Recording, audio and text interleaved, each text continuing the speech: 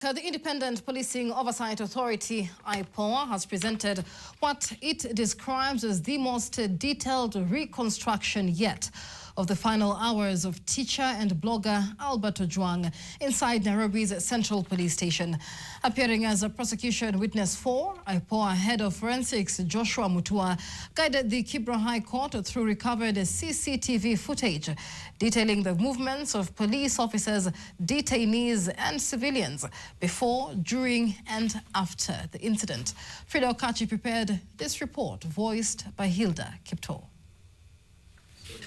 My lady, I have a 10 years experience as a forensic. Appearing before the court, Joshua Mutua, head of forensics at IPOA, told the court forensic investigators recovered 489 gigabytes of CCTV footage from cameras installed throughout Central Police Station. The CCTV at the Central Police Station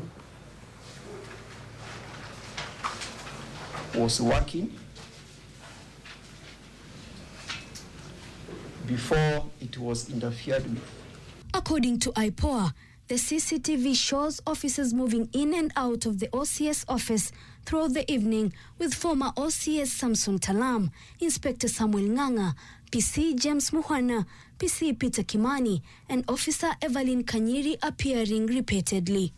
At 9:23 p.m., Albert Ojwang arrives at the station in a black SUV vehicle accompanied by 6 men. He is seen talking on his mobile phone before being escorted to the reporting office, where he remains for about 15 minutes.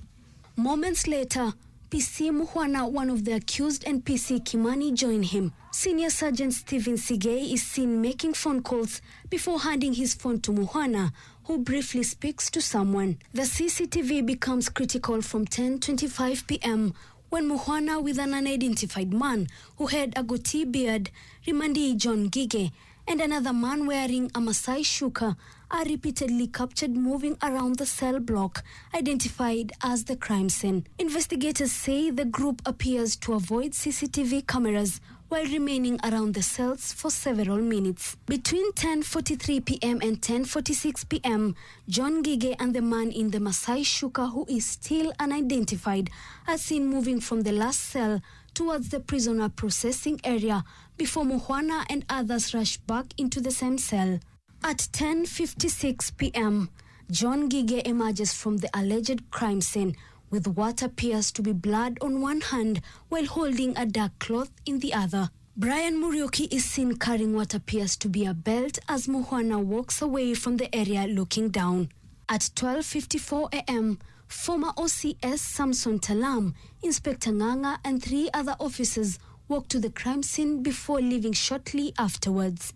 Then at 1:20 a.m., 4 police officers wearing blue gloves are captured carrying what IPOA describes as a lifeless body, with Samson Talam allegedly leading them. The officers briefly stop at the prisoner holding area before loading the body into a police vehicle, which drives away from Central Police Station.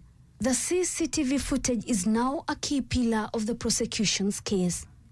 The trial resumes Wednesday as the defense prepares to challenge the forensic evidence during cross-examination. Okay.